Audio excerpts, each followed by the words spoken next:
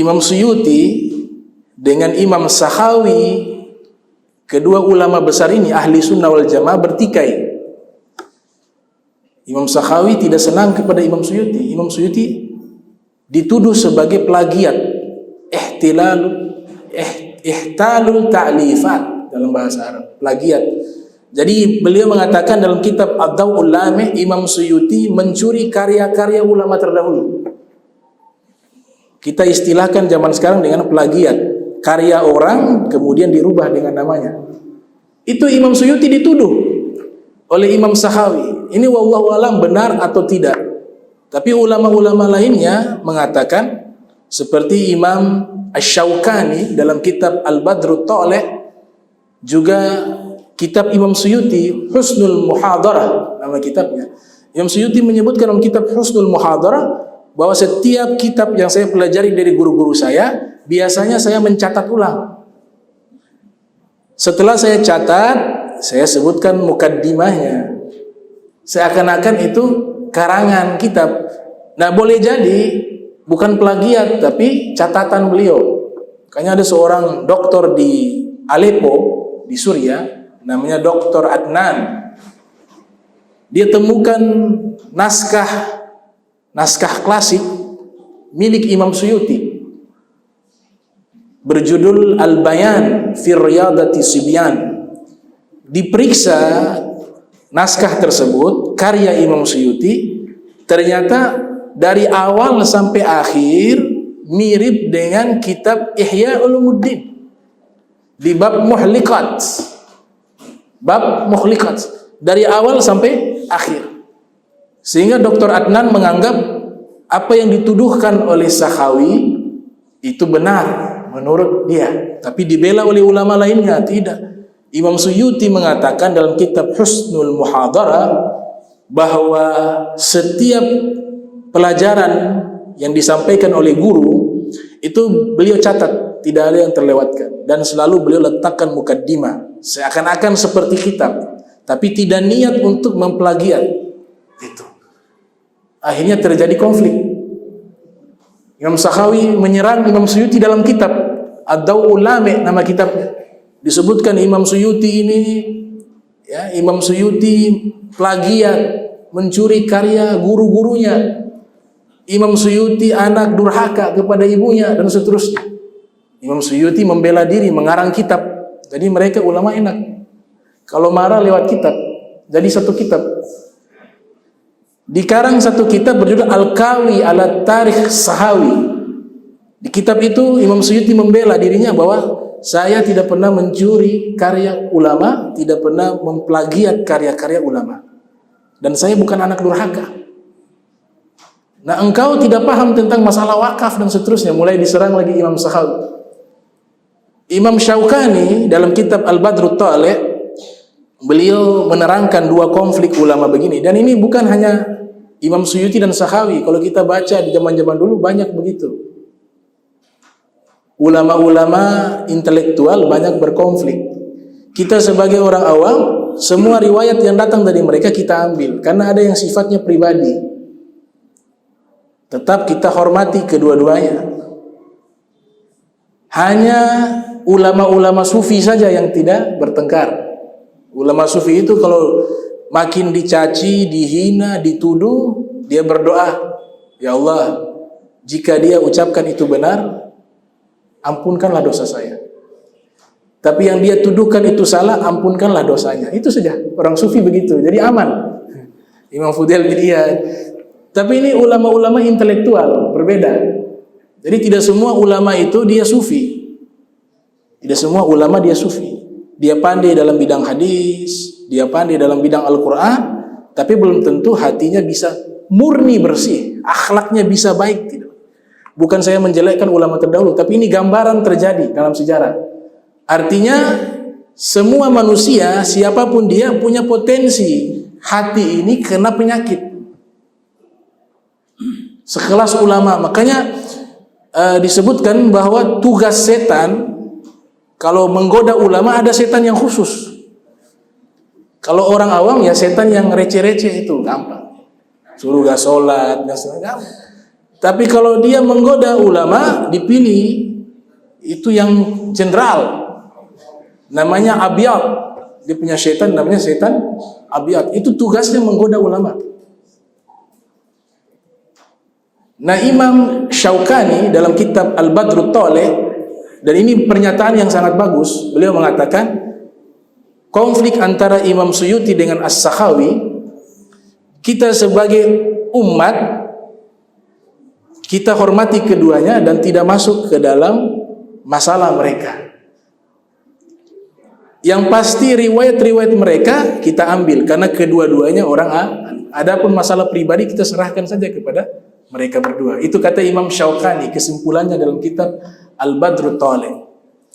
Nah, saya juga mengkaji kitab karya Imam Az-Zahabi yang lahir 673 Hijriah, wafat 748 Hijriah, berjudul Mizanul I'tidal fi Naqdir Rijal. Mizanul I'tidal fi Naqdir Rijal, tentang jarh wa ta'dil. Imam Malik di Madinah, Imam Malik bin Anas, lahir 93 Hijriah, wafat 179 Hijriah. Di Madinah juga ada ulama namanya Abu Ishaq. Abu Ishaq ini ulama pertama yang menyusun Sirah Nabawiyah menjadi satu kitab. Ulama pertama yang menyusun kitab Sirah Nabawiyah. Sirah Nabawiyah itu adalah ilmun yabhathu fi hayati Rasulillah sallallahu alaihi wasallam munzu maulidihi ila hina wafatihi. Sirah Nabawiyah itu adalah satu bidang ilmu yang membahas kehidupan Rasulullah mulai dari lahirnya beliau hingga wafatnya beliau. Dinamakan oleh ulama As-Sirah An-Nabawiyah. Tercatat disebutkan oleh Abul Qasim As-Suhaili dalam kitabnya Ar-Rawdul Unf, orang pertama yang menyusun kitab Sirah Nabawiyah ulama yang ada di Madinah, namanya Abu Ishaq. Kemudian kitab Abu Ishaq ini disempurnakan oleh ulama setelahnya bernama Ibnu Hisham. Kayaknya salah satu kitab sirah yang populer, namanya Sirah Nabawiyah li Ibni Hisham. Hidup sezaman dengan Imam Malik bin Anas. Ternyata kedua-duanya ini konflik. Abu Ishaq mengatakan itu ulama ahli hadis yang palsu. Palsu dia, bukan asli. Imam Malik mengatakan itu Dajjal. Itu Dajjal. Bisa dibaca di Mizanul I'tidal. Jadi saya cerita ini bukan artinya menjelekkan, tidak. Tapi saya ingin mengingatkan, ulama juga tidak semuanya mampu menjaga hati. Justru cobaannya lebih besar dibanding orang biasa. Sifat hasud, iri hati. Ini sekelas Imam Malik. Abu Ishaq yang menyusun Sirah Nabawiyah dikatakan Dajjal, huwa Dajjal. Dajjal. Kemudian Abu Ishaq mengatakan ahli hadis palsu dia. Satu orang murid belajar ke dua guru ini. Waktu belajar ke Imam Malik hantam Abu Ishaq. Tapi sabar, ini guru juga Abu Ishaq. Ke Abu Ishaq hantam Imam Malik. Akhirnya dia bilang, sudah kalau itu saya cari guru yang lain saja. Akhirnya hati saya jadi rusak. Tapi dari sisi keilmuan, sisi akhlak, ibadah, mereka luar biasa. Ini hanya menggambarkan sifat manusiawi mereka, bukan sebagai para anbiya. Kalau para nabi ma'sum, terjaga. Gak ada noda, gak ada salah. Tapi selama selain dari para nabi, ada potensi itu. Makanya Imam Ghazali mengatakan bahwa ilmu tasawuf akhlaki yang membahas tentang pensucian hati, akhlak yang mulia, itu hukumnya wajib. Karena kenapa? Setiap saat manusia punya potensi hatinya menjadi rusak. Itu Imam Malik dengan Abu Ishaq. Kemudian disebutkan dalam kitab Tarikhul Khatib Al-Baghdadi dan juga kitab-kitab sejarah lainnya, Imam Syafi'i. Siapa yang tidak kenal ya Imam Syafi'i? Imam Syafi'i juga berkonflik dengan Imam Yahya ibnu Ma'in. Yang satu ulama besar madhab fikih, usul fikih, yaitu Imam Syafi'i. Al-Imam Yahya ibnu Ma'in, ulama ahli ilmu ilalul hadis dan ilmu ruwat. Ini pakarnya. Ilmu tentang ilalul hadis, itu satu bidang ilmu hadis yang sangat sulit. Ini imamnya. Kemudian ilmu jarhi wa ta'dil, ilmu di dalam menilai para rawi, para periwayat hadis. Imamnya ini Yahya ibnu Ma'in, sahabat dekatnya Imam Ahmad bin Hanbal. Tidak senang kepada Imam Syafi'i. Bisa dibayangkan, dikatakan Imam Syafi'i laitha thiqatun atau laitha siqatan, laitha thiqatan. Su'ila anhu an al-Imam Syafi'i qal laitha thiqatan. Imam Yahya bin Ma'in ditanya, bagaimana menurutmu tentang sosok Imam Syafi'i? Oh, laitha thiqatan, dia bukan orang yang terpercaya, gak dipercaya riwayatnya, gak kuat dia, riwayat hadisnya tidak kuat. Laitha thiqatan. Imam Ahmad bin Hanbal, teman dekatnya Yahya bin Ma'in yang belajar kepada Imam Syafi'i, mengatakan al-hadis mughlaqun alaina. Hadis Nabi terkunci bagi kami. Kami hanya hafal, tapi memahami maknanya terkunci.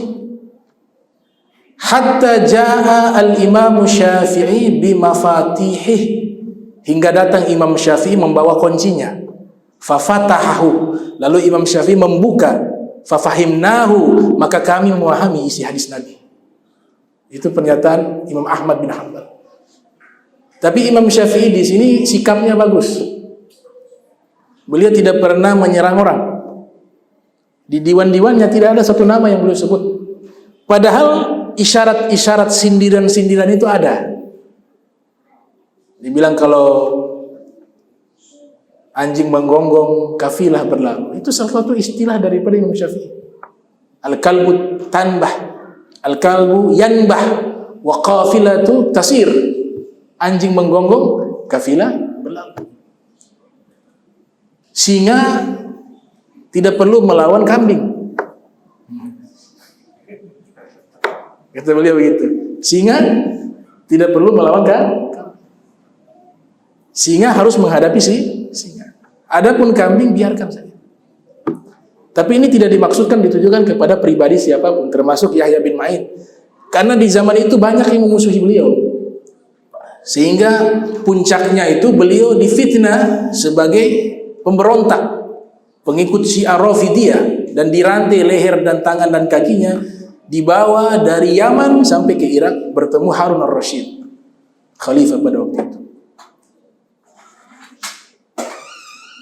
Datang ulama lahir tahun 673 Hijriah, wafat 748 Hijriah, yang sangat terkenal Imam Az-Zahabi membela Imam Syafi'i atas pernyataan Yahya bin Ma'in dalam kitabnya Ma'rifatur Ruwat. Di situ Imam Zahabi mengatakan kalau Imam Syafi'i tidak siqot, terus siapa lagi yang siqot ulama di zaman itu? Dipuji oleh Imam Ahmad bin Hanbal. Saya teliti ini masalahnya apa? Kedua-duanya dihormati. Imam Yahya bin Ma'in orang besar, orang alim, orang soleh. Kedua-duanya orang soleh, akhlak juga baik. Cuma di sini ternyata masalahnya apa? Fanatik mazhab. Yahya bin Ma'in mazhab Hanafi. Imam Syafi'i membawa mazhab baru. Nisbat murid-muridnya menisbatkan kepadanya. Disitulah rasa fanatik dengan mazhab Hanafi akhirnya membawa kepada tuduhan-tuduhan yang tidak layak dinisbatkan kepada Imam Syafi'i. Itu menurut para ulama. Tapi ilmu keduanya diambil, kesolehannya luar biasa kedua-duanya. Hanya dalam masalah itu saja.